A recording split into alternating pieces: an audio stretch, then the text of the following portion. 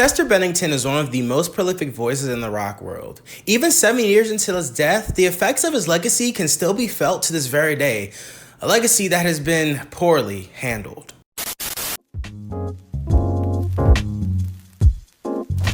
Hey.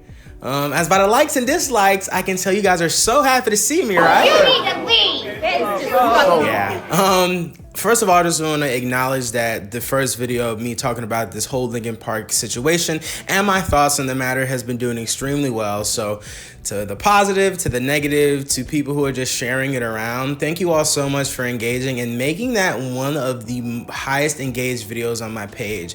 110 comments and still going, and the views are going up and up each time I check. So I thank you all for bringing much visibility to my page. This is something I love to do. Now, with that being said, let's get into the topic of this video. There are multiple facets of Chester Bennington's legacy that I would like to get into today, and where better to start than with his first band ever, Daze. Daze was the first band that Chester Bennington ever frontman. Daze was founded in 1993 by drummer Sean Dowdell. Performing around Arizona and releasing 2 albums, Wake Me in 1994 and No Sun Today in 1997, the band went on to have great local popularity. Unfortunately though, in 1998, due to some issues with now former bass player Mace Bayers and even Chester Bennington himself, the band disbanded and went their separate ways. However, in 2017, it seemed like there was a change in tone. Chester Bennington was now getting to have a reunion with the bandmates, with Sean, Mace, and now their newest guitarist, Kristen Davis. Of course, we all know that the reunion never got to came true, as Chester would unfortunately pass away. All seemed lost, but in 2019, it was announced that a posthumous album would be made in Chester's honor, featuring multiple members of the family and friends to come together to make and finish this project that had started well before Chester had passed. Now, if you follow this page, you know how much I owe to Daze and the members. This channel and in its current form, and even my interview series, is all due in part to the members saying yes to my interview. And I owe them so much, and I thank them for sharing the time on their platform with me. I even was a Daze ambassador for a time and got to listen to the Phoenix album, which was a continuation, I guess, of the posthumous rollout for Chester. And I was so happy I got to listen to that album early, and I still think that's a pretty solid body of work. However, what has happened since the release of Amends and the Phoenix has been something that has not sat right with me and has really made me think about the intentions of Daze. So what has happened since the release of those 2 albums? Well, they have decided to go on tour, which isn't an issue. I know there are people that want to hear these songs live, but they've replaced Chester. That's a massive problem. Chester Bennington was beyond excited to do this reunion with the guys, and they know how much this meant to him. They even, like I said, they were working on the album that became Amends while Chester was alive. So to feel comfortable, and also, I know I'm not the only one that remembers this, but I remember multiple times Sean said in multiple interviews that replacing Chester was out of the question and wasn't even on the table. But now we're seeing them do tours, touring with Julian K, which is headmanned by Ryan Shuck, who of course worked on the Men's, also was a great friend of Chester. I find it so odd that multiple people close with Chester find it okay to just tour with a band that is just getting rid of Chester and his impact, and something that he was so excited to do. I heard how excited he was to get back with the guys and tour all the older songs and redo the music with the band. And it's just so disheartening to see that something Chester helped build with Sean, and for it to be his first band and to see his legacy and him as a member not be respected, it hurts. It hurts, and as a part of Chester's legacy that is now being continued well after his passing. I don't like that. And for the reason I've stated, Chester was so excited to do this, and I get it. Oh, but they processed and they...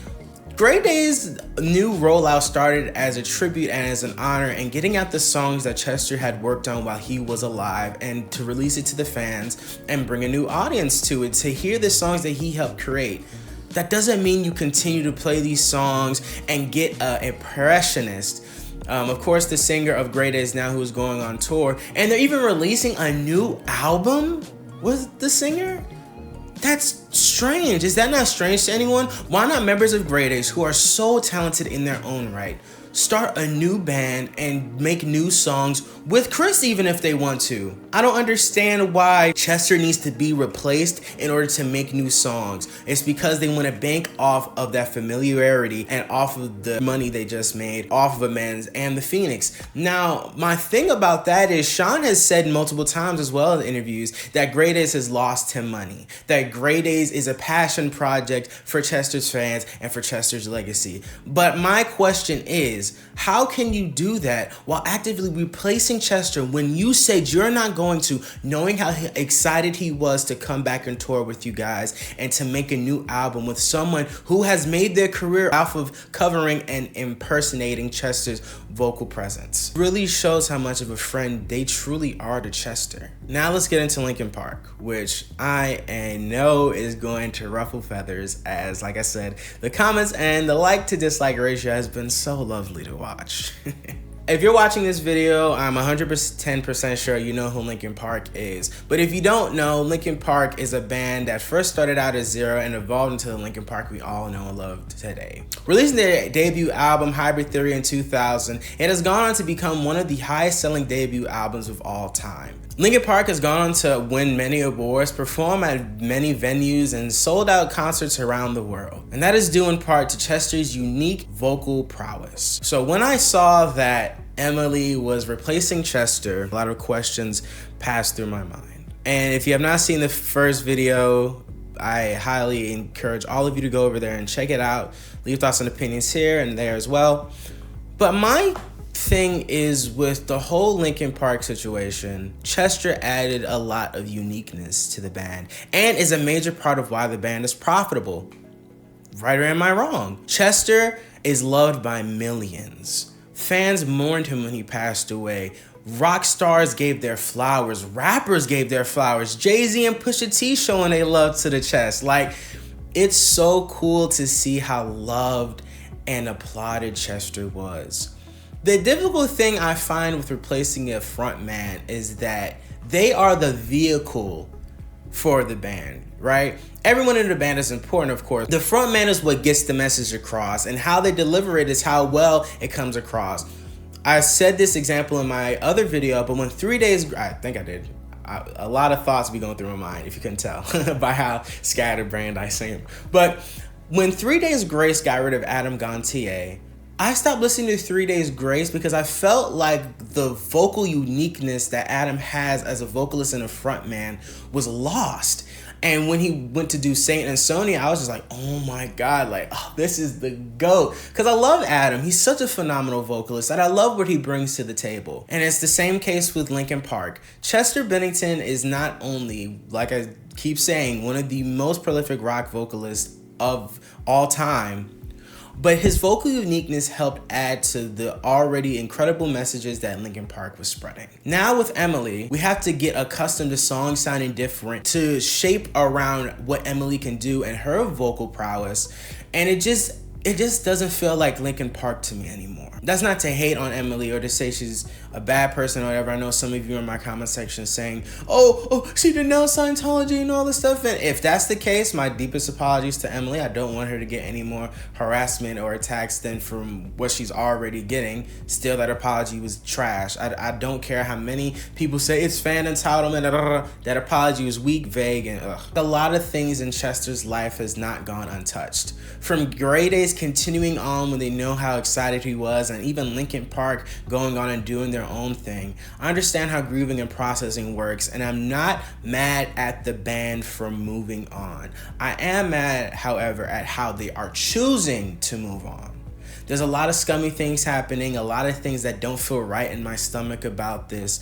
And if you are happy with this and you feel comfortable with the new era of Linkin Park, by all means. But with the points I stated in my video earlier, and just continuing to research and learn and see how Linkin Park is moving, and listening to Chester's son, another point that I want to get into. The way Chester Bennington's son, Jamie, has been treated is beyond disgusting and despicable. From fans telling him to kill themselves to saying that they are the reason that their father is dead, I have not been more disappointed and disgusted in how a fan base moves and operates. I also couldn't be more disgusted in how Chester's family and friends have been reacting to Jamie as a result of their father's passing. Multiple members of Linkin Park have blocked Jamie. No one seems to acknowledge Jamie's legitimate concerns and grievances and frustrations on how the band has moved and how people around the band have moved and treated him. Jamie is a part of Chester's legacy. Whether people want to acknowledge Jamie as their son or not, Jamie is a massive part of Chester's legacy, because another part of Chester's legacy is his family, is his children. Jamie is Chester's son.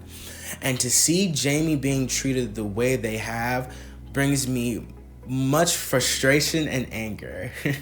I've known Jamie for a very long time, and to see the strength and courage that they have to speak the way they do to the audience and let situations be known, it just shows their bravery and shows that this really means a lot to them. Chester was their father, and this situation has been mad traumatizing. And to see everyone be like, well, I don't like how Jamie's doing this. If you listen to Jamie speak, Jamie's talked about how they have tried to get their point across multiple times. Members of the band, let's take it back to graders real quick. Sean Dowdell called him a lunatic and told him to F off and that he's a psycho and that he needs to mind his own business. Daze and Linkin Park are a part of Chester's legacy. It is much as Jamie's business as it is your own. To disrespect them and call them crazy and to tell them to F off and threaten to harm them is a despicable act that you cannot excuse. I do not forgive Sean for the way he has treated Jamie, and I do not forgive Sean for continuing on this Daze project when this was originally created to show honor and tribute to Chester's legacy. You are continuing on this project and facade for money, and it does not sit right with me. You could have created your own band. Same with Linkin Park, and I know there's a lot of things right there, but they've rebranded before. Zero became Linkin Park. Linkin Park can become something else or a whole spin-off. It could be a new chapter in the band's long-lasting history. And another thing is, Chester is not being acknowledged in a lot of these interviews for the new Linkin Park era. Yeah, we got Hybrid Theory and Meteora, but why is no one talking about Chester now?